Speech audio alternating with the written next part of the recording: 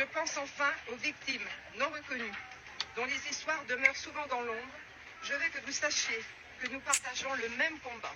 As much as I hope that this criminal trial in France is remembered for Gisèle Pelicot's bravery, she elected to share her identity. By French law, it should have been protected. She asked them to make it public. She also asked them to make the trial public. She wanted as many eyeballs on this case as possible. There is at least one more detail that I hope we all take away from this, which is just how normal all of these 51 men were. A volunteer firefighter and father of two girls, a 44-year-old supermarket employee, 43-year-old journalist, a 73-year-old father of two and truck driver, 55-year-old father of two and electrician, father of six who is a construction worker, and also Gisèle's neighbor. How normalized this behavior, these crimes are, because so many of them had convinced themselves that they had done nothing wrong. Because while men are very reluctant to say that they have ever assaulted a woman in an intimate setting, when you ask slightly different questions, it is tremendously revealing.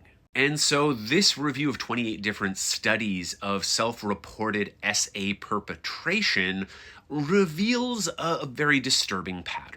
When men are asked, for instance, how often have you forcibly penetrated a woman without obtaining her consent, or even when she has explicitly told you not to, the number of men who admit to that behavior is frequently in the area of 1/4 to 1/3.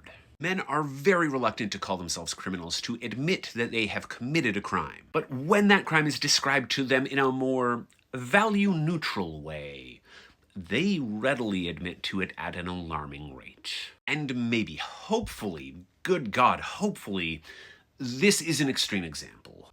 But these men are also the guy driving a truck, working at your grocery store, your neighbor. And by the time a man is 21 years old, there is at least a 1 in 4 chance that he has done something like what was done by the men on this list. And that shouldn't just terrify women.